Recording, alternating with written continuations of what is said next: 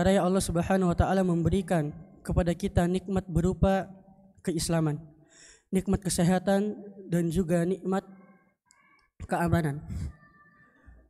Yang mana alhamdulillah di antara nikmat yang hendaknya kita syukuri, Allah Subhanahu wa taala memberikan kita kesempatan untuk sama-sama berkumpul di salah satu rumah dari rumah-rumahnya Allah Subhanahu wa taala. Salawat serta salam kepada Nabi kita Muhammad sallallahu alaihi wasallam, kepada para keluarganya, para sahabatnya dan juga para pengikutnya yang senantiasa tegak di atas sunnah hingga hari kiamat kelak. Kami ucapkan ahlan wa sahlan wa marhaban bikum kepada para santri dan para wali santri Halaqah Quran Masjid An-Naba yang telah hadir pada sore hari ini di Masjid An-Naba. Yang mana insyaallah pada sore hari ini acara kita adalah dalam rangka memperkenalkan atau dalam rangka memaparkan mengenai Halaqah Quran Masjid An-Naba, yang insyaallah pada sesi pertama akan disampaikan oleh Al-Ustadz Ibrahim Furqan hafizahullah ta'ala. Kemudian dilanjut dengan sesi yang kedua yang akan disampaikan oleh Al-Ustadz Sandi Abu Hudzaifah hafizahullah ta'ala. Dan insyaallah sebelum ditutup nanti akan ada tanya jawab sekitar 15 menit insyaallah subhanahu wa ta'ala.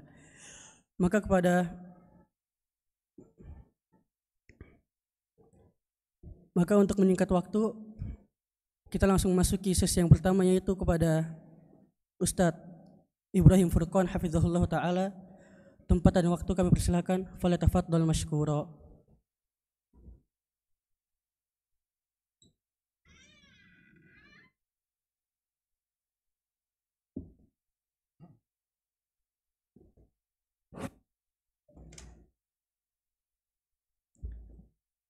Assalamualaikum warahmatullahi wabarakatuh.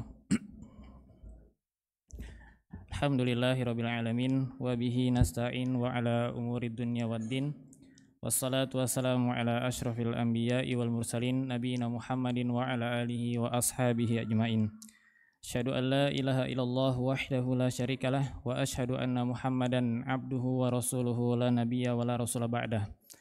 Qala Allah Ta'ala fi kitabihil karim, ya ayyuhalladzina amanu taqullaha haqqa tuqatih wa la tamutunna illa wa antum muslimun, amma ba'd. Alhamdulillah, bersyukur kita kepada Allah Subhanahu wa taala atas segala nikmat, rahmat serta karunia yang Allah Subhanahu wa taala berikan kepada kita. Nikmat yang paling besar yang Allah Subhanahu wa taala berikan kepada kita masing-masing adalah dijadikannya kita seorang muslim dan muslimah, dan juga seorang mukmin dan juga mukminah. Karena kata para ulama, dua nikmat ini, yaitu nikmat Islam dan juga nikmat iman, adalah dua nikmat yang merupakan kunci kebahagiaan seorang hamba ketika meniti kehidupannya di dunia maupun di akhirat kelak.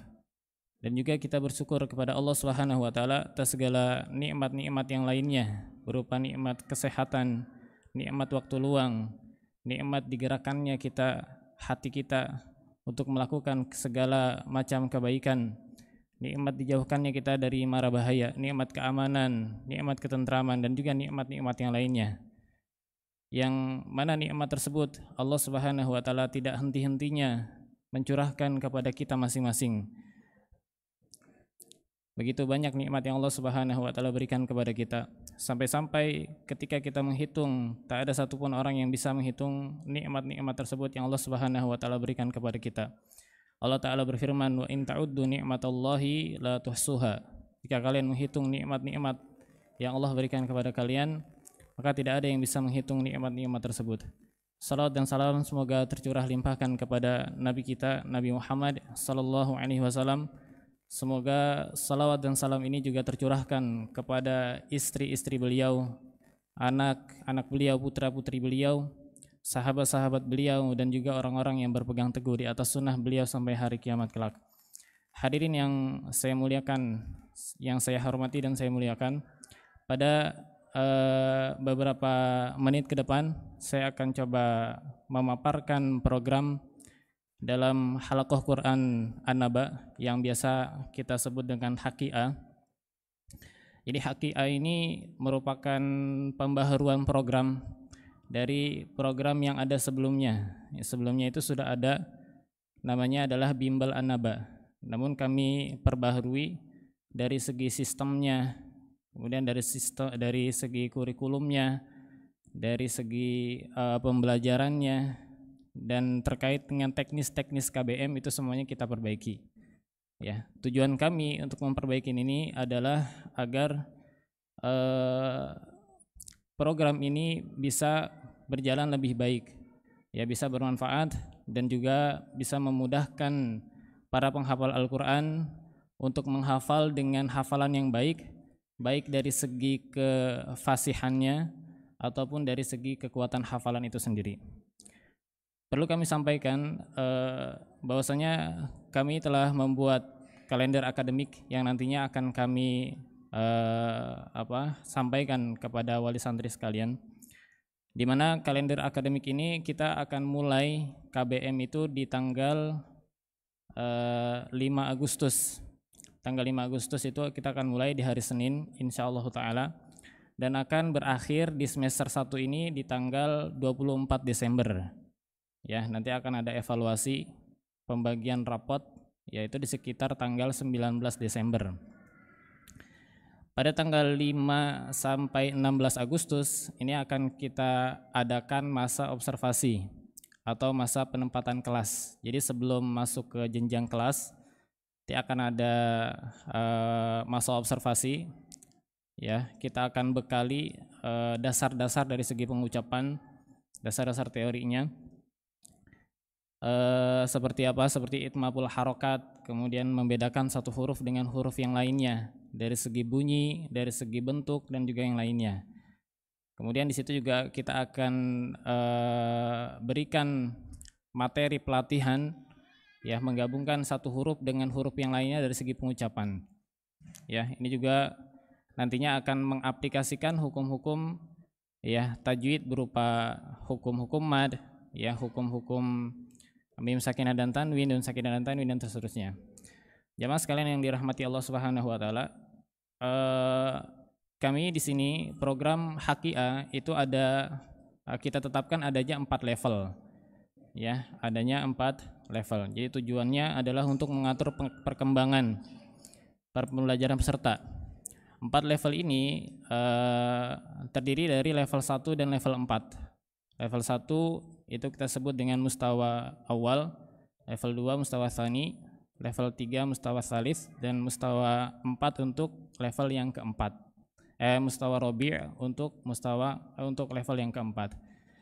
Masing-masing level ini memiliki materi pokok dan materi penunjang. Ya, setiap level itu akan ada materi pokok dan materi penunjang. Untuk mustawa awal di level yang pertama ini materi penunjangnya adalah Iqra jilid 1 sampai jilid yang ke-6. Ini cetakannya kita menggunakan cetakan yang dicetak oleh Yayasan At-Tartil. Itu biasa disebut dengan atau biasa dikenal dengan Rasmul Usmani, yaitu cetakan atau tulisan yang menginduk kepada Mushaf Madinah. Ya, itu kita menggunakan Iqra yang seperti itu. Kemudian selain itu pada level 1 ini kita juga akan menghafal, anak-anak akan menghafal dari surah Ad-Duha sampai ke An-Nas. Jadi targetnya di level 1 ini selain mereka membaca Iqra dari jilid 1 sampai jilid 6, mereka juga ada hafalan, kita bekali dengan hafalan, ya, dari surah Ad-Duha sampai An-Nas. Kemudian level kedua materi pokoknya dia adalah membahas mengenai kitab metode Asy-Syafi'i yang ditulis oleh Ustadz Abu Ya'la hafizahullah taala. Ya, selain itu diselingi dengan hafalan. Jadi ada hafalan juga dari surah Al-Lail sampai An-Naba atau dari surah An-Naba sampai surah Al-Lail. Jadi 2 juz itu akan selesai di 2 level untuk hafalan. Hafalan itu di 2 juz untuk 1 level. Adapun level ketiga Ya, adapun level ketiga ini kita akan materi pokoknya adalah modul gharib muskilat.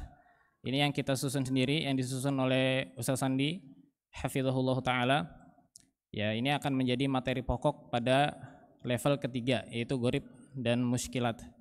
Ini didukung juga dengan tilawah harian. Nanti akan ada tilawah, setiap peserta itu akan ada tilawah dari surah Al-Baqarah, dari awal surah Al-Baqarah sampai akhir surah Al-Baqarah. Ini hanya tilawah.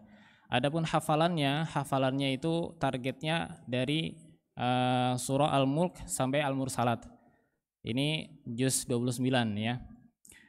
Kemudian level yang keempat, Mustawa Rabi', itu materi pokoknya adalah hafalan. Ini adalah hafalan. Ini kita tekankan materi utamanya adalah hafalan. Jadi di sini adalah peserta-peserta yang sudah baik hafalannya, yang sudah layak untuk menghafal, ya baru kita masukkan ke dalam level yang keempat, yang Mustawa Rabi'. Ini targetnya untuk hafalan. Untuk hafalan itu dari juz 26, dimulai dari surah Al-Ahqaf sampai surah At-Tahrim. Jadi 3 juz dihafal dalam level yang keempat ini. Jadi memang target kita selesai 4 level ini adalah 5 juz di belakang. Ya, dari juz 26 sampai juz 30. Dan selain itu setiap level itu ada materi penunjangnya. Ya, ada materi penunjangnya. Seperti akidah. Akidah itu kita menggunakan 2 kitab. Ya, Al-Usul Ats-Tsalatsah Farqid yang diterbitkan oleh Pustaka Imam Syafi'i, dan juga anak-anak harus tahu. Ya. Ini buku akidah seputar pertanyaan Allah ada di mana, siapa Rob kalian, ya siapa nabi kalian, apa agama kalian, dan seterusnya. Ini seputar akidah. Kemudian dari sisi adab dan akhlak, kita menggunakan kitab itu kecil-kecil berakhlak Rasulullah. Ya, kecil-kecil berakhlak Rasulullah, ditulis oleh salah satunya oleh Ustadz Nizar Sa'ad Jabal. Ya, itu yang menjadi acuan kita. Itu ada 2 jilid. Kemudian untuk doa, materi penunjangnya juga kita ada hafalan doa, hafalan hadis, dan praktek sholat. Ini kita gunakan kitab atau buku yang diterbitkan oleh Pustaka Ibnu Umar. Ya, untuk 3 materi tersebut, hafalan doa, hafalan hadis, dan juga praktek tata cara wudhu dan sholat sesuai tuntunan Nabi SAW. Kemudian dari segi penulisan khat, imla, ya penulisan Arab, itu kita menggunakan kitab ya yang kita rangsang mereka untuk bisa menulis Arabiyah. Ini terutama adalah huruf-huruf hijaiyah. Itu kita sudah siapkan modulnya. Ya. Kemudian materi penunjang juga dari segi sirah, itu kita menggunakan kitab Muhammad Nabiku. Ada 2 kitab yang kita jadikan rujukan, yaitu Muhammad Nabiku yang dicetak oleh atau yang diterbitkan oleh Pustaka Imam Syafi'i, dan juga kitab Al-Munirah, Matan Al-Munirah yang syarahnya disyarah oleh Ustaz Sandi hafizahullah taala. Jadi ada 2 kitab. Kalau yang Muhammad Nabiku sallallahu alaihi wasallam itu bersifat storytelling. Ya. Kita akan penyampaian materinya berupa storytelling. Jadi materi umum dalam materi penunjang itu umumnya kita sampaikan secara storytelling. Adapun Al-Munirah, itu Al-Munirah titik berat pembelajaran adalah menghafal matannya. Jadi ada 20 bait. Ya, ini dihafal di level yang keempat nantinya. Itu masuk dalam materi penunjang. Ya. Jadi dalam materi penunjang ini di level 4, mereka akan selain menghafal Al-Qur'an, mereka juga akan menghafal matan. Ya, ada 2 matan yang dihafal dalam level yang keempat Mustawa Rabi', yaitu matan Jazariyah dan juga matan Al-Munirah. Adapun level kedua dan level ketiga itu 1 matan, yaitu matan Tuhfatul Atfal. Yang matan yang Mustawa Tsani level yang kedua itu dari bait 1 sampai 29 sampai bab mim sakinah. Kemudian selebihnya di materi atau di level ketiga itu dari bab setelahnya bait ke-30 sampai bait ke-6 sampai bait ke-61 ya.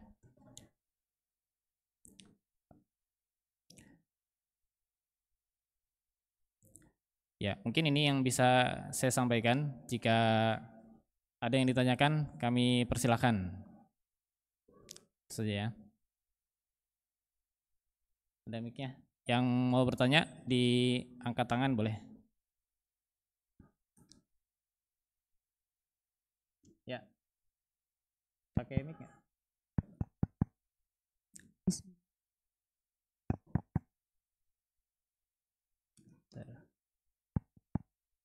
Tes, tes, tes. Bismillahirrahmanirrahim. Assalamualaikum warahmatullahi wabarakatuh. Ini mic.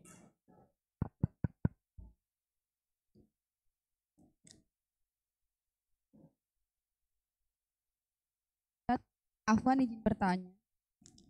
Oh, yang akhwat ada yang bertanya ya. Ini yang ikhwan dulu satu ya. Sebentar. Ya, ikhwan lagi nyari mic-nya dulu.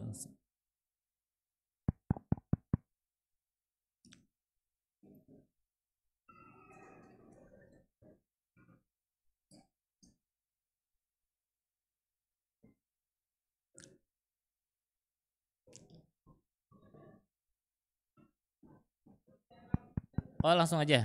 Boleh langsung aja, Pak. Waalaikumsalam warahmatullahi wabarakatuh.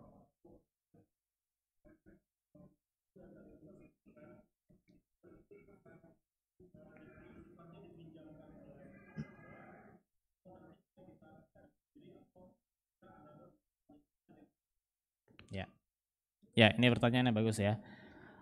Jadi untuk kitab rujukan itu materi-materi penunjang ada yang kita fasilitasi atau kita berikan untuk anak-anak untuk dipegang, ada yang hanya dipegang oleh pengajarnya sendiri, ya seperti kitab-kitab sirah, kitab tuntunan wudhu dan sholat itu pengajar yang memegang. Adapun seperti Iqra itu akan kita berikan atau menjadi fasilitas ya atau yang peserta ini memegang buku tersebut. Jadi nanti kurang lebihnya yang dipegang oleh peserta ya, yang wajib dipegang oleh peserta itu untuk level 1 adalah Iqra jilid 1 sampai 6.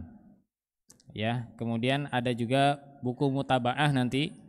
Mutabaah catatan harian. Ini ngajinya sudah sampai halaman berapa, Iqra berapa, hafalan bacaan sholatnya sampai mana, itu ada catatannya. Itu namanya mutabaah.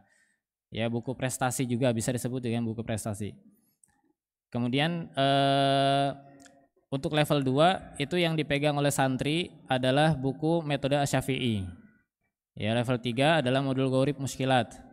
Level 4 nanti Al-Quran dan juga matan Jazariyah dan matan Tuhfah itu untuk level keempat. Adapun level ketiga itu hanya matan Tuhfah saja.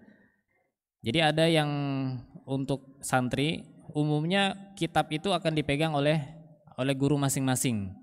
Jadi kalau kita berikan masing-masing ke santri ya itu kurang efektif ya, karena nanti untuk materi penunjang itu sifatnya adalah storytelling. Ya, santri itu hanya mendengar, mencatat apa yang diceritakan dan memberikan poin-poin nanti diberikan oleh guru-gurunya masing-masing. Ya. Jadi buku itu nanti mungkin akan disediakan oleh panitia. Ya, kitab-kitab penunjang itu panitia yang menyediakan dan itu khusus untuk guru. Adapun santri itu megang yang seperti yang tadi disampaikan. Ya, gitu ya. Yang akhwat dipersilakan.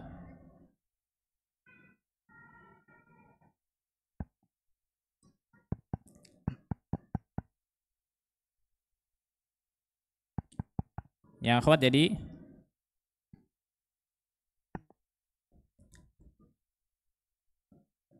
Tes.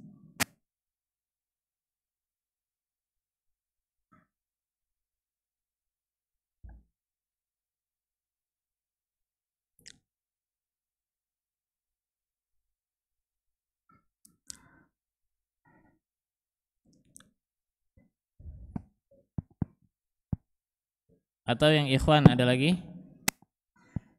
Ya, silakan Bapak.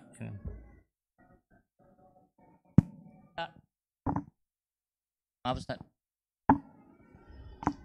Kalau yang udah hafal 2 juz gitu Ustaz, apa harus ulang dari awal lagi Ustaz? Ya. Jadi bagaimana yang sudah punya hafalan 2 juz ya, apakah ini harus mengulang juga? Nah, nanti akan kita tempatkan dulu Pak.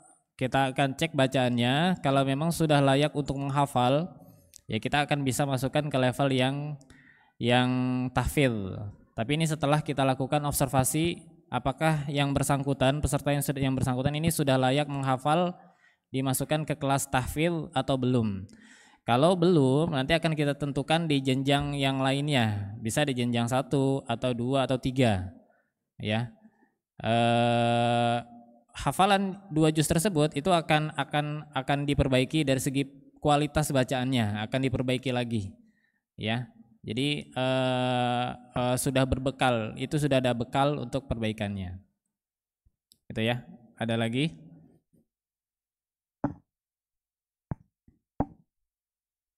Assalamualaikum warahmatullahi wabarakatuh. Waalaikumsalam warahmatullahi wabarakatuh.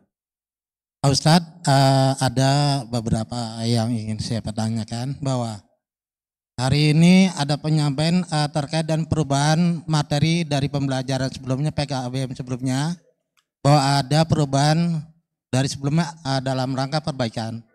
Bahwa di sini anak kami ini kan sudah mengikuti pola yang lama. Ya. Nah, pertanyaan kami ini seperti nggak beda jauh dengan Bapak yang tadi sampaikan, sudah mengikuti beberapa pelajaran yang selama ini telah diikuti.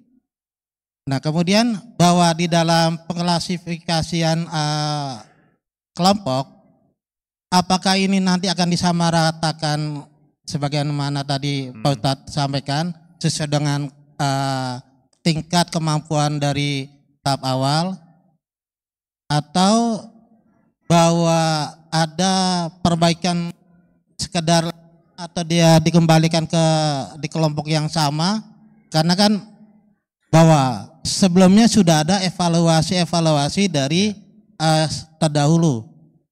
Itu yang pertama. Yang kedua, bahwa materi-materi ini apakah memang sudah sesuai dengan kemampuan dari pembelajaran anak-anak ini. Ini kan tentu mereka ini masih dalam usia, katakanlah usia anak-anak, apakah ini memang sesuai dengan kurikulum mereka ini menjadi rangkuman daripada tim pembelajaran ini, sehingga untuk bagaimana santriwati atau santri ini menerima. Jadi artinya di materi itu apakah memang sudah disesuaikan dengan kemampuan dari para santri atau santriwati. Demikian Pak Ustadz. Wassalamualaikum warahmatullahi wabarakatuh. Waalaikumsalam warahmatullahi wabarakatuh. Jadi yang pertama, yang sudah memiliki, yang sudah menjadi santri lama itu kan, sudah dibekalkan dengan metode-metode sebelumnya. Dan memang di sini kita akan penempatan kelasnya kita akan lakukan secara objektif. Artinya kita akan lakukan selama 2 pekan.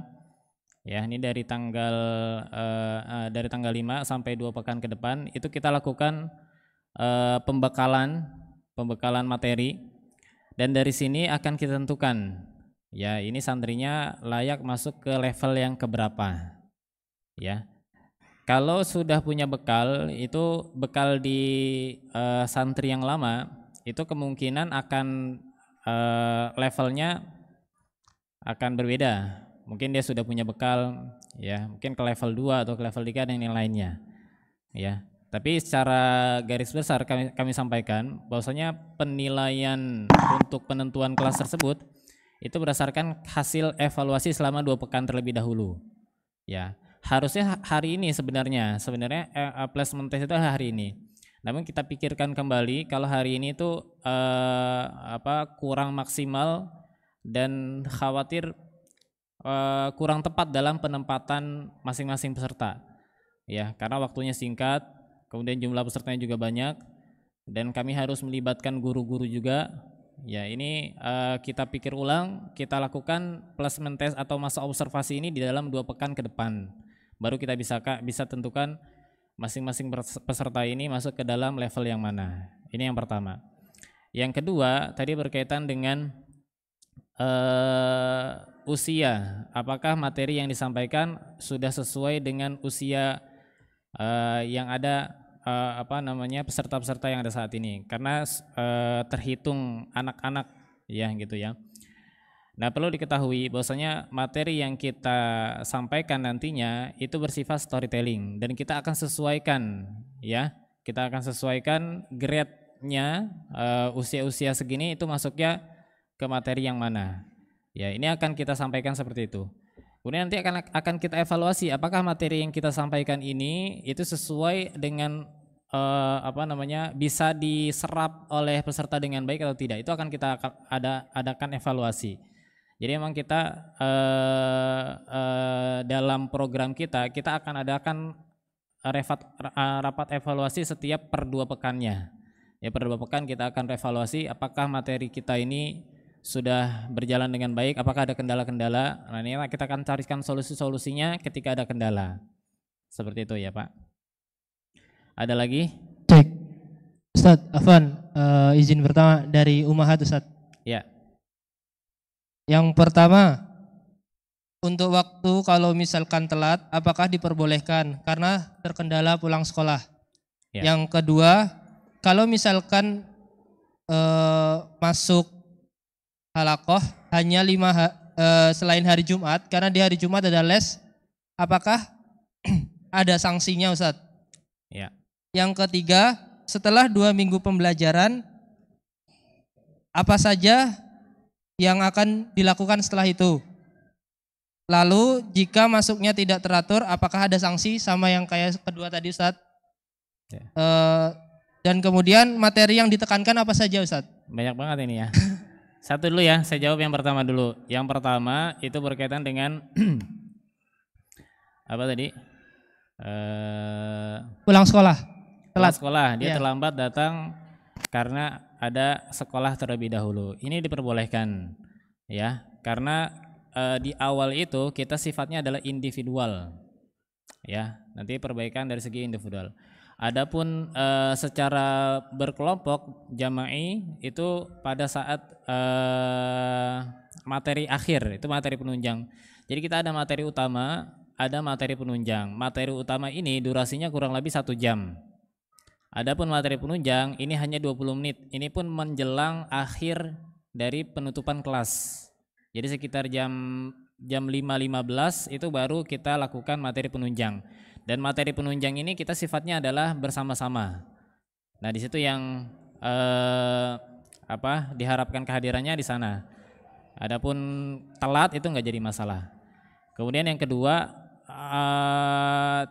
bisa hadirnya di hari Senin sampai Kamis saja gitu ya. Jumatnya tidak bisa hadir, gitu ya? Atau di Jumatnya saja bisa hadir?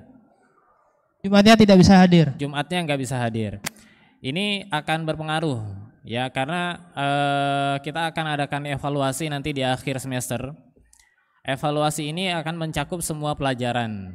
Ya, berarti kalau hari Jumatnya nggak hadir, berarti ketinggalan di materi itu. Di materi itu nggak hadir, nggak bisa nggak bisa mengikuti. Ini mungkin ada solusi ketika hari Jumat itu tidak hadir, itu akan disampaikan di materinya dari gurunya, ini materinya apa, kemudian akan disampaikan ke orang tua bahwasanya hari ini mempelajari ini dan ini. Kemudian nanti orang tua yang akan mengajarkannya gitu. Kalau hari Jumat itu kan materi penunjang di akhir itu dia bersifat storytelling. Ya. Dan mungkin orang tua yang akan menyampaikan storytellingnya kepada anak. Itu solusinya. Ya. Tapi kalau orang tuanya tidak bisa membackup 1 hari yang kosong tersebut, ya otomatis anaknya akan kesulitan dalam menjawab soal ujian nantinya, evaluasinya. Yang ketiga tadi apa?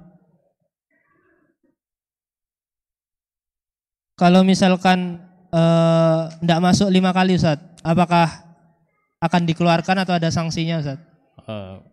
Tidak masuk 5 hari akan dikeluarkan atau tidak? Ya, mungkin nanti ya itu belum ada peraturan yang ke sana. Ya mungkin nanti akan kita buat berapa hari ketidakhadiran peserta akan diberikan teguran terlebih dahulu.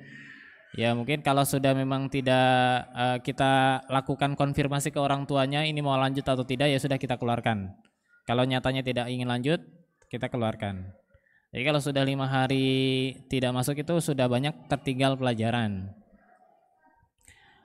Ada lagi? Lagi Ustaz. Untuk naik level berapa lama Ustaz? Untuk naik level ini tidak akan disesuaikan dengan kemampuan peserta. Ya, jadi tidak harus sampai 1 semester full. Kalau misalkan ada progres yang signifikan, itu kita akan bisa masukkan ke level berikutnya. Namun untuk level 2, 3 dan 4, untuk level 3 dan keempat itu harus sudah lulus di level 2 terlebih dahulu. Ya, harus untuk level ketiga, untuk naik ke level 3 itu 3 dan 4 kita harus punya level kedua dulu. Jadi sudah harus lulus di level 2 baru masuk ke level 3 dan keempat. Adapun dari level 1 ke level 2 itu berdasarkan evaluasi, misalkan pesertanya sudah cukup baik dalam pengucapannya, itu kita bisa masukkan ke level yang kedua tanpa harus menunggu diselesainya semester gitu ya. Ada lagi?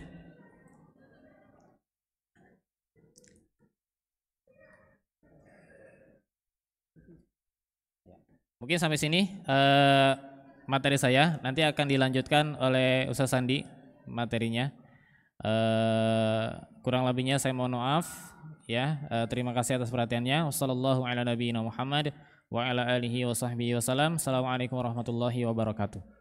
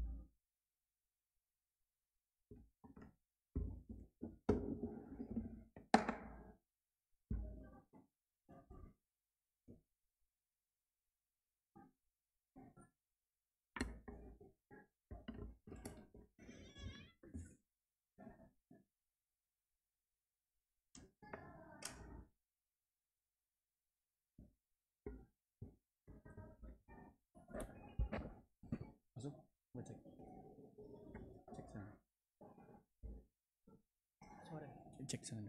Gambarnya masuk ya? Bismillahirrahmanirrahim. Assalamualaikum warahmatullahi wabarakatuh. Innal hamdalillah nahmaduhu wa nasta'inuhu wa nastaghfiruh wa na'udzu billahi min shururi anfusina wa sayyiati a'malina. Man yahdihillahu fala mudilla lahu wa man yudlil fala hadiya lahu. Asyhadu an la ilaha illallah wahdahu la syarika lahu wa asyhadu anna Muhammadan abduhu wa rasuluhu amma ba'd. Subhanaka la ilma lana illa ma 'allamtana innaka antal alimul hakim. Allahumma anfa'na bima 'allamtana wa 'allimna ma yanfa'una wa zidna 'ilma. Allahumma inna na'udzu bika min 'ilmin la yanfa'u min nafsin la tashba'u min qalbin la takhsha'a min da'watin la yustajabu laha. Amin. Ikhwani wa akhwati fid din, a'azzani wa iyyakum. Alhamdulillah, kita bersyukur kepada Allah Subhanahu wa taala pada kesempatan sore hari ini kita berkumpul di dalam rangka untuk mempelajari ilmu syar'i, membahas sebuah program-program yang sangat mulia, sebuah program yang seharusnya mesti kita galakkan, kita adakan di banyak tempat. Sungguh suatu hal yang sangat memprihatinkan sekali. Indonesia dengan negeri penduduk muslim terbesar di dunia, yang katanya penduduk muslim terbesar di dunia, namun sekitar 70% lebih belum bisa baca Quran. Ini kan sesuatu hal yang sangat harus diperhatikan sekali ya. Menyedihkan.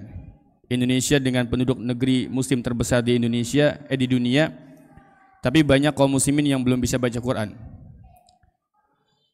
Ini merupakan PR bagi para duat untuk memikirkan perkara-perkara hal ini, ya, lembaga-lembaga Quran, masjid-masjid untuk membuat sebuah terobosan-terobosan, sebuah metode agar kaum muslimin itu bisa membaca Al-Quran.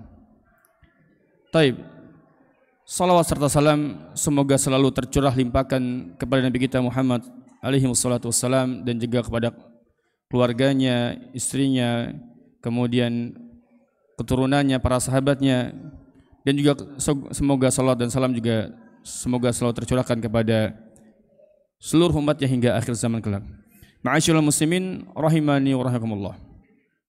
Sesi saya pada kesempatan hari ini merupakan sesi penguatan, ya. Sesi ini kita tuangkan, penguatan ini kami tuangkan dalam sebuah program yang tadi dibahas oleh Ustadz Ibrahim Hafizullah Ta'ala. Adapun bagian saya merupakan penguatan dari dalil latar belakang adanya program-program tersebut. Adanya program tersebut dikarenakan didasari oleh apa yang akan saya sampaikan berikut ini. Di bab pertama yang ingin saya sampaikan, semoga waktunya mencukupi. Mohon kepada adik-adik, mari kita belajar adab di majelis ilmu, dengarkan dengan baik, ya. Adik-adik sekalian, mohon dengarkan dengan baik apa yang sedang ingin disampaikan di sini. Mohon tenang, ya. Ayo tenang, jaga adab di majelisnya. Baik, perhatian ulama salaf terhadap Al-Quran. Kami di sini ingin menguatkan poin yang pertama, bahwasannya Syekh Shalih bin Abdullah Al-Utsaimin, salah seorang anggota Hay'ah Kibaril Ulama, Musnid Dunya, ya, hafizahullah ta'ala, pernah mengatakan, inna kulla ilmin nafi'in maradduhu ila kalamillahi wa kalami rasuli. Seluruh ilmu yang bermanfaat sumbernya adalah firman Allah dan sabda Rasulullah SAW. Semua ilmu yang bermanfaat itu berpulang kepada Al-Quran dan As-Sunnah. Kita mau belajar ilmu apapun, belajar ilmu aqidah, fiqih, qawaid fiqhiyah, nahu, sharaf dan sebagainya, itu pulangnya ke sana. Sumber ilmunya itu di Al-Quran dan As-Sunnah. Maka bagi siapa yang ingin mencapai pada puncak keilmuan dan tidak menelusuri dari dasar keilmuan, maka dia tidak akan mencapai pada puncaknya.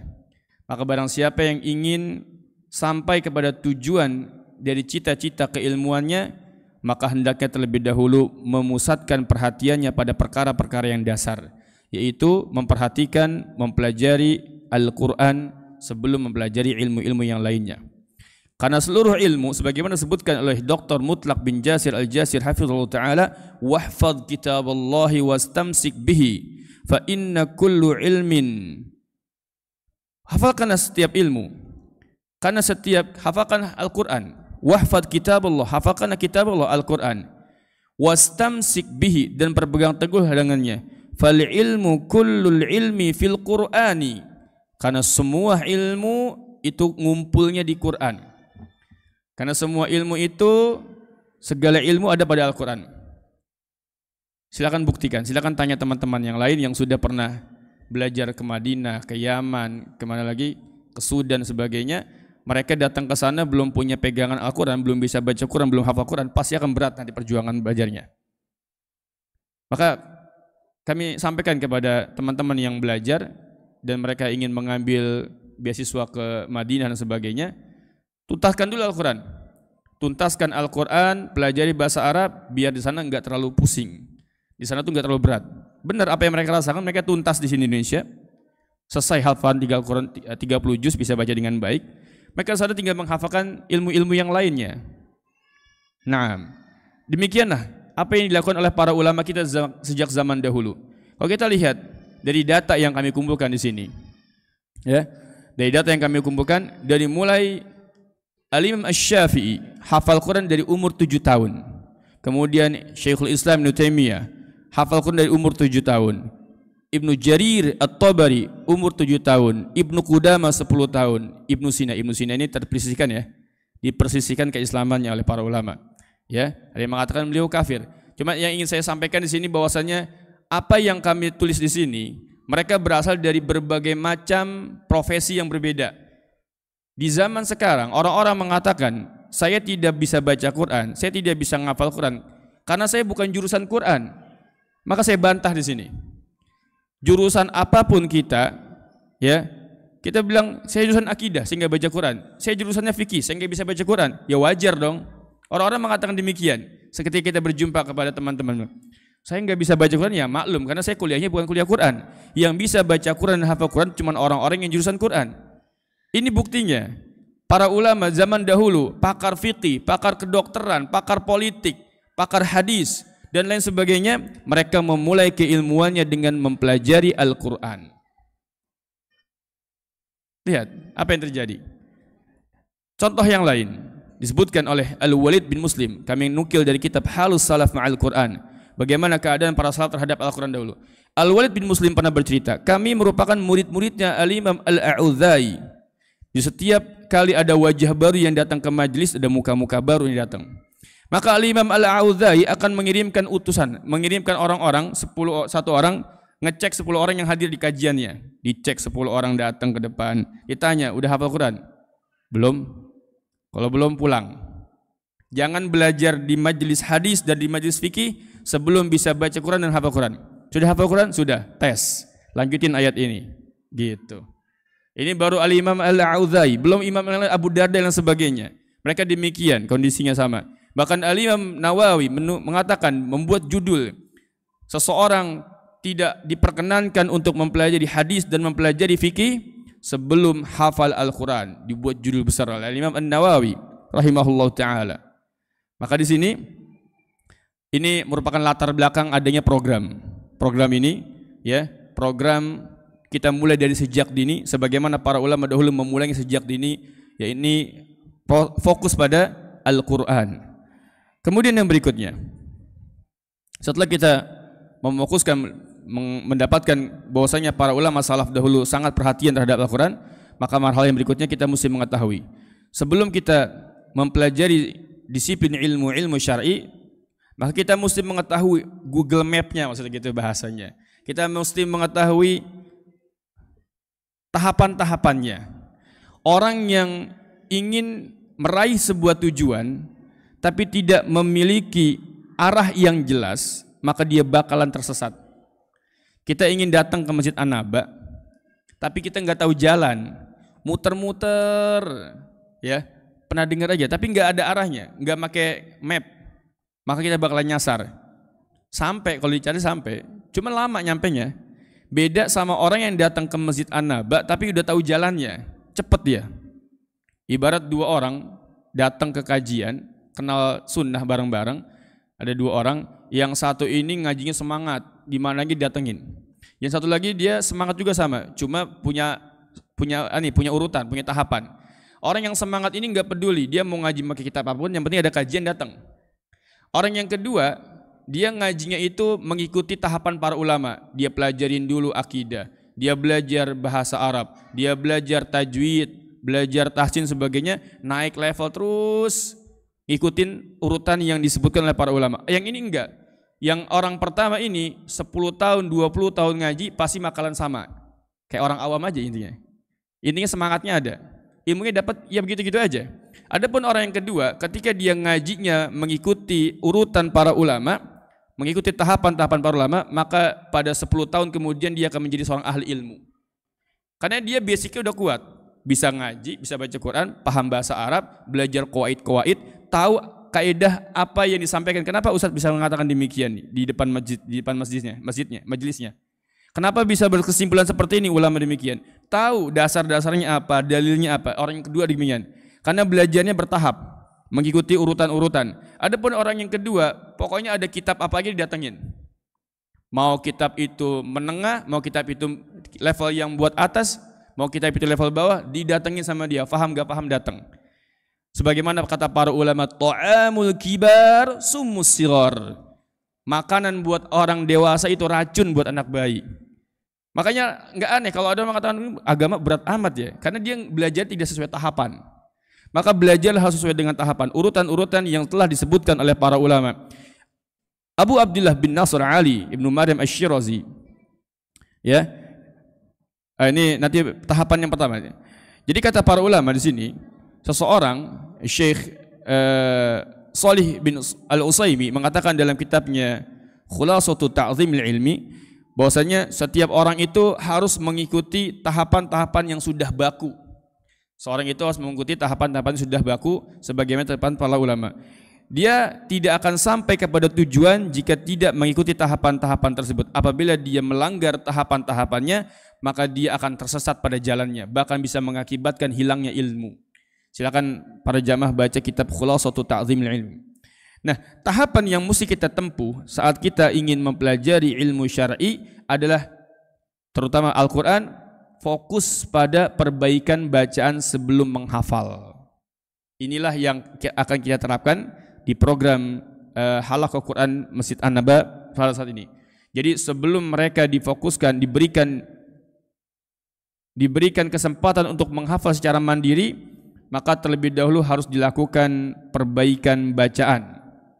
Maka semua akan kita kumpulkan selama 1-2 pekan. Semua santri harus mengikuti tahapan observasi, perbaikan itmamul harakat, makhraj dan sifat. Kalau peserta-peserta lama yang sudah mendaftar ke sini, hafalan anak saya sudah banyak, Ustaz.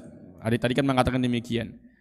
Tidak masalah, kita hanya butuh waktu 2 pekan untuk melihat apakah dia memang sudah layak untuk menghafal atau belum. Karena kata para ulama, hafalan meskipun kita sudah hafal 30 juz sekalipun, bacaannya masih berantakan, panjang pendeknya, makhraj sifatnya dan sebagainya, itu tidak dikatakan Al-Quran. Itu bukanlah Al-Quran, kata para ulama. Bahkan ketika Syekh guru kami mengatakan meskipun antum sudah hafal 30 juz, bacanya masih lewat hidung, tidak akan diberikan sanad Al-Quran dan tidak akan diakui oleh para ulama ahli qiraat.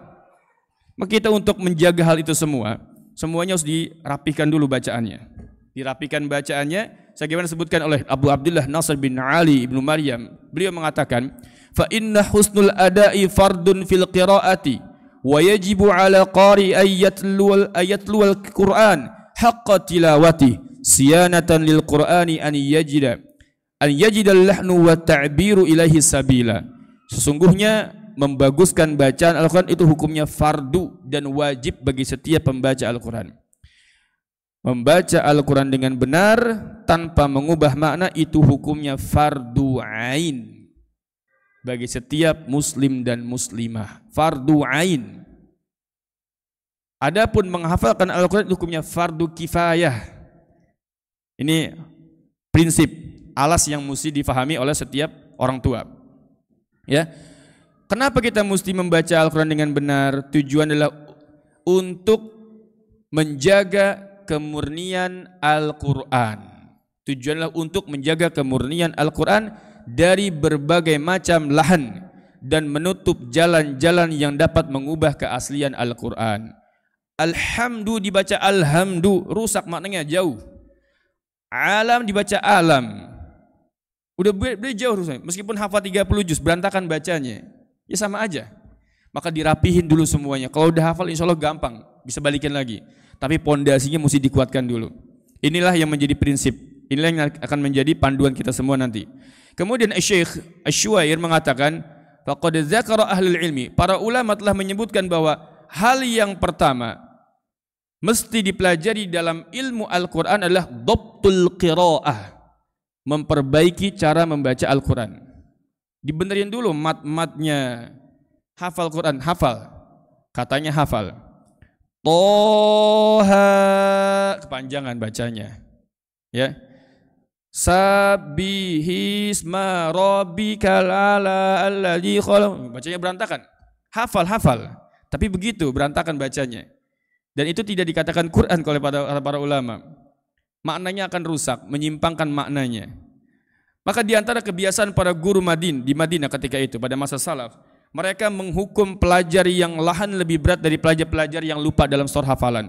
Kalau bacanya salah nggak bisa bedain ba, ta, sa, nggak bisa bedain to dengan ta, nggak bisa bedain do dengan dal. Ghairil makdubi, apa makdubi? Dal itu. Makdubi qaf, makdubi dal, mardu pakai dod. Waladolin. Lihat kondisi yang sekarang gitu kan? Waladolin itu dal yang dimonyongin, waladolin, bukan waladolin. Ini menyimpangkan ya, menyimpangkan maknanya berubah. Waladho itu bukan dod. Nah, orang-orang yang demikian di masa para salaf dahulu dipukul 6 kali lebih banyak daripada yang salah dalam hafalan. Lupa hafalan lagi ngafal lupa. Maklum. Salah dikit diingetin, ingat lagi. Tapi kalau salah huruf, panjang pendeknya enggak benar-benar, ini mesti dirapihin dulu semuanya, distandarin dulu semuanya biar bagus, barulah diizinkan untuk menghafal. Inilah yang telah dilakukan oleh para salaf dahulu. Bahkan Abdullah ibnu Umar dan Abdullah ibnu Abbas pun melakukan demikian. Ya, Al-Imam Az-Zuhri mengatakan laula anna salatul jama'ati fuddilat 'alal fardi ma salaitu wara'ahu. Kalau seandainya salat jamaah enggak lebih utama, aku enggak mau salat di belakang imam itu karena imamnya lahan. Al-Imam Hasan Al-Abbasi, imamuna yalhanu akhiruhu.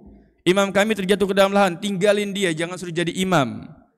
Percuma aja hafal 30 juz bacaan berantakan, udah, jangan suruh jadi imam. Cari imam yang lain yang lebih bagus bacaannya, yang lebih fasih. Ini masih sepintas. Belum lagi kita akan membacakan fatwa-fatwa dari Imam Syafi'i, Al-Imam Malik, Al-Imam Ahmad, Al-Imam Ibnu Qudamah Al-Maqdisi. Kemudian dari para ulama lainnya Dr. Rihab Mufid Asy-Syaqaqi, lebih keras lagi fatwanya. Bahkan fatwa yang dinukil oleh Al-Imam An-Nawawi menukil perkataan Al-Ajwaini, orang yang bacanya masih berantakan, enggak layak jadi imam. Ketika dia baru sadar sekarang padahal dulu lisannya sehat, maka dia mesti mengganti seluruh salat yang pernah ditinggalkan pada saat dia meninggalkan belajar baca Quran yang benar. Lihat, demikian. Ini dahsyat ini. Ini perkara yang jangan dianggap remeh. Benerin dulu bacaan Qur'annya. Nah, ini sekelumit. Dalil-dalilnya sangat banyak. Kita waktunya tidak akan cukup untuk membahas semuanya. Di antara dalil yang paling utama adalah adanya perintah Allah Subhanahu wa taala warattilil Qur'ana tartila. Ini perintah warattil Qur'an sama dengan perintah yang terdapat dalam hadis-hadis yang lain. Khudhu anni manasikakum. Ambillah manasik haji kalian. Sallu kama ra'aitumuni usolli. Salatlah kalian sebagaimana kalian melihat aku salat. Ini perintahnya sama. Warattil, tartilkanlah Al-Qur'an tartila, dengan setartil-tartilnya. Nabi SAW pernah bertalaki kepada malaikat Jibril. Wa innaka latulaqal Qur'an min ladun hakimin alim. Dan engkau Muhammad benar-benar telah mentalakikan Al-Qur'an di sisi Rabb yang maha bijaksana lagi maha mengetahui. Dan Nabi Muhammad SAW bertalaki kepada malaikat Jibril, la tuharrik bihi lisanaka lita'jala bi, inna alina jam'ahu wa qur'ana, fa idza qara'nahu fattabi' qur'ana. Nabi SAW bertalaki kepada malaikat Jibril. Dan Nabi SAW menganjurkan kepada para sahabat agar membacanya sebagaimana diturunkan. Iqra'ul Qur'an kama 'allimtum. Bacalah Al-Qur'an sebagaimana kalian diajarkan. Innallaha yuhibbu ay yuqra'a hadzal Qur'an kama unzil. Sesungguhnya Allah mencintai apabila Al-Qur'an itu dibaca sebagaimana diturunkan. In alladzina atainahumul kitaba yatlunahu haqqa tilawati. Haqqa tilawati adalah membacanya sebagaimana ia pertama kali diturunkan. Dan Nabi Muhammad SAW menganjurkan kepada para sahabat, dan para sahabat menganjurkan kepada tabi'in. Ketika ada seorang membaca innallaha innamas sadaqatu lil fuqara'i wal masakin, dibaca 2 harakat kata fuqaranya. Abdullah bin Mas'ud mengatakan maha kadza aqra'aniha Rasulullah sallallahu alaihi wasallam, enggak begitu Rasulullah ngajarin saya, ditegur. Dan begitu pun seterusnya. Ketika ada orang salah baca Al-Qur'an di zaman Rasulullah, Rasulullah mengatakan arsyidu akhakum, bimbing saudara kalian, jangan salah baca. Lihat, ini dalil yang sangat kuat bahwasannya wajibnya seseorang membaca Al-Quran dengan benar sebelum menghafalkan Al-Quran. Yang kedua, setelah kita memperbaiki bacaan Al-Quran, mulai fokus menghafalkan Al-Quran dan senantiasa menjaga hafalannya. Fokus menghafalkan Al-Quran. Di antara dalilnya, inna kulla ilmin nafi'in maradduhu ila kalamillahi wa kalami rasulih. Ini tadi pernyataan disampaikan oleh Syekh Shalih Al-Utsaimin. Seluruh ilmu yang bermanfaat sumbernya adalah firman Allah dan sabda Rasulullah SAW. Jadi ketika kita sudah benar bacanya, hafalkan Al-Quran. Hafalkan Al-Quran. Terus bagaimana dengan anak-anak? Bukannya mereka bisa kita selingi? Bisa. Maka inilah program yang kita lakukan juga sama. Anak-anak itu belum kita kasih hafalan secara mandiri, tapi dihafalkan dengan cara ditalqin untuk memanfaatkan proses umur mereka yang sedang bagus-bagusnya menghafal. Maka talqinkan Al-Quran dengan target yang rendah, ya, dengan target yang rendah, karena fokusnya di bacaan. Kita talqinkan surat-surat pendek tadi disebutkan dari Anas sampai Ad-Duha, ditalqin. Dan yang mentalkinkannya itu haruslah dari orang-orang yang sudah benar bacaannya. Kalau mereka tidak benar bacaannya, maka akan menjadi apa? Menjadi PR lagi nanti di kemudian hari. Lihat apa yang terjadi di zaman sekarang. Ya, PR lagi, berantakan lagi. Gurunya ngucapin kaf ha ya ain shad. Murid ngikutin shad. Akhirnya ngikut hafal juga karena gurunya salah bacanya. Maka nanti ada kelas khusus buat para guru. Gurunya wajib belajar setoran sama kita, ya. Gurunya wajib setoran sebelum mereka menyetorkan kepada para anak-anak. Inilah yang dilakukan oleh Zaid bin Sabit radhiyallahu anhu terhadap Rasulullah SAW. Rasulullah mengatakan hafal dibaca. Zaid bin Sabit membacakan. Ketika Zaid bin Sabit radhiyallahu anhu telah selesai membacakannya kepada Rasulullah, maka Rasulullah mengatakan sampaikan kepada orang lain. Begitu prosesnya, terjaga. Ya, jadi guru-guru di sini kita akan wajibkan untuk belajar bersama. Faqidu syai' la yu'ti. Orang yang enggak punya enggak bisa ngasih. Bagaimana dia ingin memberikan ilmu tapi tidak pernah diilmui? Ibarat sebuah air yang isinya toren, ketika air itu sudah kosong, apa yang mau diberikan? Kalau yang dimiliki guru hanya 5, maka hanya diberikan kepada murid-murid 5. Maka nanti ada kelas khusus para guru, ya. Baik. Nah ini. Yang berikutnya, wahfaz kitaballahi wastamsik bihi fal ilmu kullul ilmi fil Qur'ani, dan seterusnya. Selanjutnya adalah mempelajari ilmu tajwid. Jadi proses yang berikutnya setelah kita memperbaiki bacaan Al-Quran, kemudian masuk ke dalam hafalan Al-Quran, dan yang berikutnya adalah mempelajari ilmu tajwid. Ada orang mengatakan ilmu tajwid itu enggak penting. Benar enggak? Ada yang mengatakan ilmu tajwid enggak penting. Ngapain belajar tajwid? Ya buang-buang waktu. Subhanallah. Para ulama dari zaman ke zaman memusatkan perhatiannya agar seseorang itu mempelajari ilmu tajwid demi menjaga kemurnian Al-Quran. Maka muncullah kitab tajwid dari abad ke abad yang disusun pertama kali oleh Al-Imam Abu Muzaim Musa bin Ubaidil Al-Khakhani. Di dalam manzumahnya beliau menyindir, beliau mengatakan kepada para pembaca Al-Quran agar perhatian terhadap perkara lahan. Fal awwalu ilmi dzikri itqanu hifdhihi wa ma'rifatun billahni. Hendaknya yang ditekuni oleh para pembaca Al-Quran yaitu memahami, yaitu memperkuat hafalan. Itqanu hifdhihi, memperkuat hafalan, wa ma'rifatu billahni, dan mengenal tentang lahan, kesalahan di dalam membaca Al-Quran. Maka akhirnya setelah zaman Al-Imam Abu Muzaim Musa bin Ubaid Al-Khakhani, muncullah ulama-ulama yang berikutnya yang menulis tentang kaidah-kaidah tajwid yang sangat banyak sampai zaman sekarang. Syekh Al-Mar'ashi pernah mengatakan tajwidul Quran qad yuhassiluhu talib, ya. Mentajwidkan Al-Quran itu bisa, terkadang bisa digapai oleh para penuntut ilmu dengan cara apa? Dengan cara musyafah. Kita itu bisa baca Quran, ngafalin Quran dengan cara datang langsung ketemu sama guru tanpa memperdalam ilmu tajwid, itu bisa, kata Syekh Al-Mar'ashi. Walakin, kata beliau, akan tetapi, bahkan beliau, balil musyafah, bahkan musyafah, hiya umdah, hiyal umdah. Musyafah, setoran langsung sama guru, itu pondasi awal gitu. Itu merupakan landasan utama dalam belajar Quran. Ada orang belajar teori aja nggak pernah talaki. Ada orang talaki aja nggak belajar teori. Maka kata beliau, setoran itu datang sama guru itu merupakan pondasinya. Ya, lakin bidzalikal ilm, akan tetapi dengan kita paham ilmu tajwid bisa memudahkan di dalam prakteknya musyafah. Maka inilah program yang berikutnya. Setelah anak-anak itu bagus bacaannya, membaca Iqra 1 sampai 6, dikuatkan sebagainya, kemudian ada talqin hafalan surat-surat pendek, kemudian nanti kita akan ilmui dia dengan ilmu tajwid dari metode Asy-Syafi'i. Setelah lulus dari metode Asy-Syafi'i, kita akan bahas dari matan Tuhfatul Atfal. Begitu urutannya, ya, urutan demikian. Karena dengan seseorang mempelajari ilmu tajwid dapat mempermudah di dalam talaqinya, dan juga bertambah kemahiran dia. Dia bisa mengajarkan kepada orang lain, bisa menjadi cikal bakal guru di Masjid An-Naba yang akan kita tarik dia nanti kalau dia punya potensi yang bagus. Tapi kalau dia cuma bisa ngafal, nggak punya kemampuan ilmu tajwid, gimana dia? Dia tidak memiliki kemampuan untuk mengajar yang baik, nggak bisa. Seorang guru Quran itu ibarat dokter.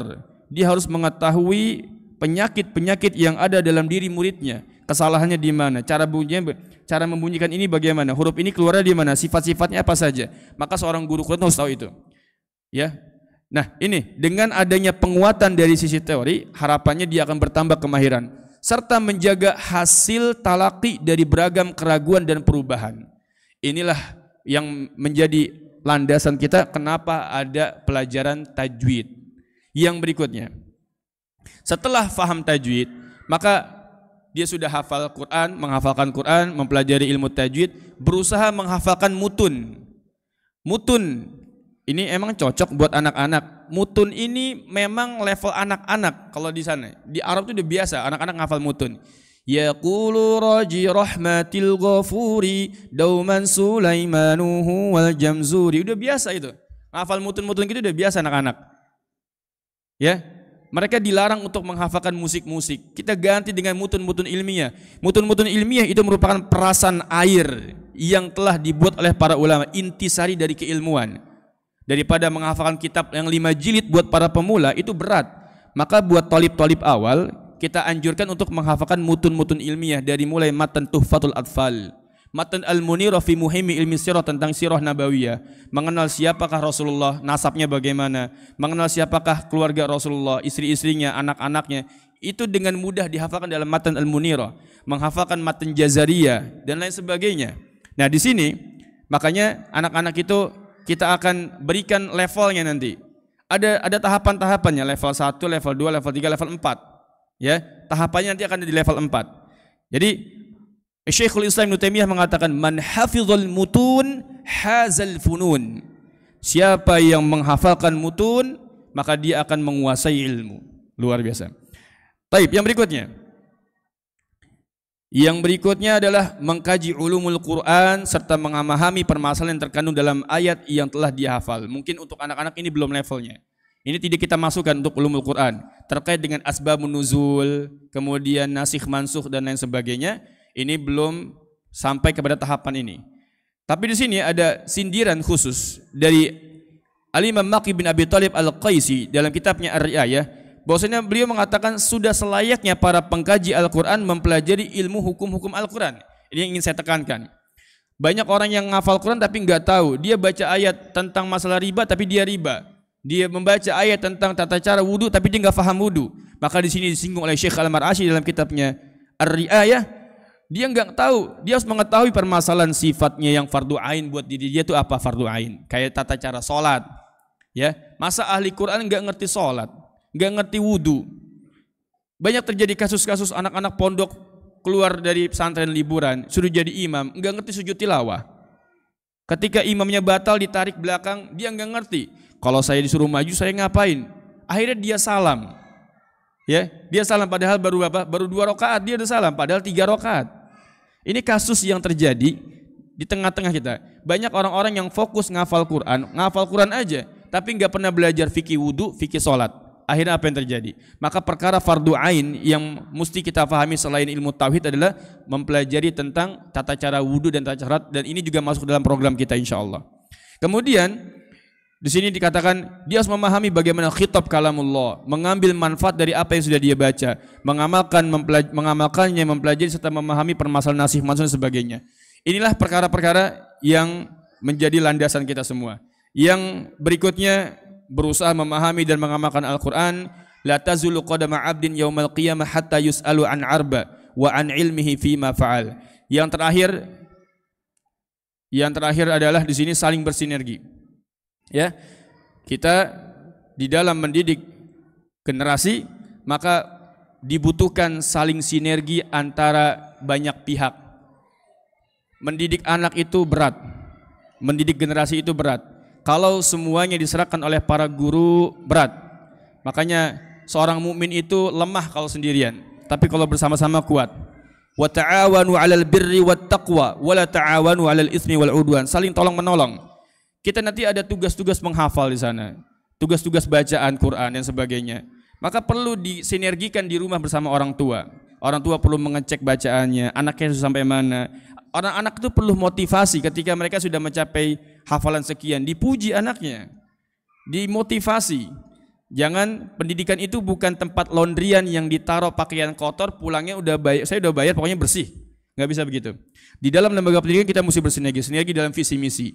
Kita ini tujuannya ingin agar anak itu baca Qurannya bagus, kemudian punya hafalan, bisa sholat yang baik dan benar, kemudian bisa menghafalkan doa sehari-hari, hadis-hadis akhlak dan adab dia hafal, kemudian punya basic keilmuan, mutun-mutun ilmiah. Ini nggak akan bisa tercapai kalau antara kedua belah pihak itu nggak ada saling bersinergi, nggak bisa. Kemudian ada keteladanan. Kita di sini ngajarin hadis tentang makan minum pakai tangan kanan. Orang tuanya makan pakai tangan kiri, nggak jalan kayak gini. Kita di sini harus saling bersinergi dalam kepercayaan. Jangan disuuzonin terus yang ngajar di sini. Percaya aja. Percayakan dengan kita. Kita pun percaya dengan orang tua yang ada di rumah. Ketika anak-anak pulang ke rumah, maka kita percaya orang tua di rumah saling menyimak bacaan atau hafalan anaknya. Orang tua pun percaya dengan menitipkan anaknya di sini dilepas mulai dari bada asar. Kita ajarin di sini. Saling kepercayaan sini. Kemudian ada terus terang ketika anaknya di rumah itu punya penyakit yang tidak bisa punya penyakit yang berbahaya atau punya akhlak-akhlak yang buruk, diceritakan kepada gurunya, nanti gurunya akan berusaha untuk sedikit-sedikit memperbaikinya. Jangan, enggak anak saya enggak begitu, buktinya banyak. Anak saya enggak begitu, anaknya begini-gini kok di kelas. Kita tahu. Ya udah, kita cari solusi, ya, terus terang. Kemudian yang berikutnya yaitu sinergi dalam nasihat. Kita di sini ngasih nasihat, taatilah orang tuamu, nak. Kalau pulang salim dengan orang tua, jangan berkata-berkata yang kasar, doakan guru dan sebagainya. Orang tua di rumah juga kasih nasihat yang sama, jadi ada nyambung sana. Kemudian jangan lupa untuk mendoakan anak-anak kita. Sebagaimana Rasulullah SAW senantiasa mendoakan Ibnu Abbas, Allahumma faqihu fina sebagainya. Doa ini tidak bisa dianggap remeh, ya. Maka ketika kita itu mencapai pada puncak letih yang sangat dalam didik anak, jangan lupa minta tolong kepada Allah. Hadza wallahu a'lam bishawab. Inilah alas yang bisa saya sampaikan. Semoga ini bisa menjadi penguat, ya, untuk kita bisa menjalankan program-program yang ada di masjid ini. Apabila ada hal-hal yang ingin diberikan, ada masukan dan sebagainya, silakan sampaikan kepada orang-orang yang berwenang, ya. Jangan mengkritik sesuatu itu langsung ke gurunya. Karena para guru itu sudah letih dalam mendidik anak-anak. Capek anak guru-guru. Sampaikan aja ke koordinator. Sampaikan ke mudir atau sampaikan ke saya ada masukan apa, nanti kita yang akan, apabila guru ini ternyata kurang cakap atau sebagainya perlu diluruskan, biar nanti kita para mudir, para koordinator yang akan meluruskan guru. Jangan orang tua yang ngomong langsung ke guru. Guru itu banyak pikiran, banyak kerjaan. Ngedidik anak-anak yang begini ramainya aja kita nggak bisa, tapi guru bisa. Udah capek dikritik lagi sama orang tua. Wah, ini luar biasa. Demikian. Jadi inilah yang bisa saya sampaikan. Mohon maaf atas hal-hal yang kurang berkenan. Semoga ini bisa menjadi penguat kita semua untuk mewujudkan generasi yang solih dan solihah di kemudian hari. Baik, kami silakan kepada moderator. Ada yang ingin sampaikan? Ada pertanyaan dan sebagainya? Ya, ada yang ditanyakan atau masukan sebagainya bisa kami persilakan. Silakan.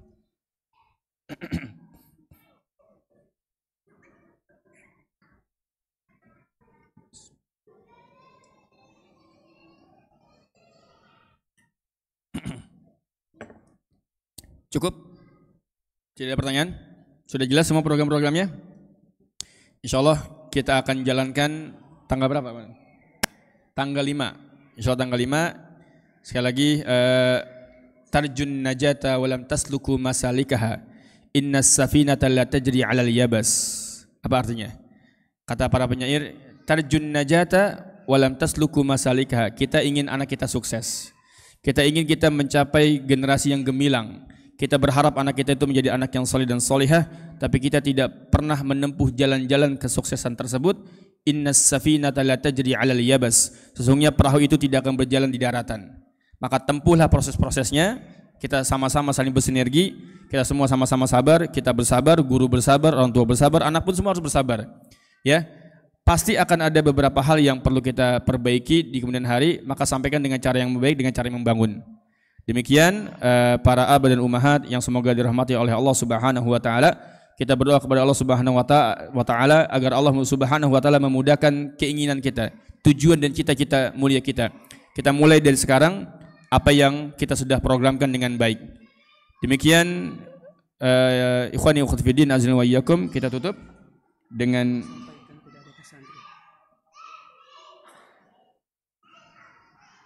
oh iya. Mohon maaf, ada yang terlupa. Hari ini tidak ada tes santri ya.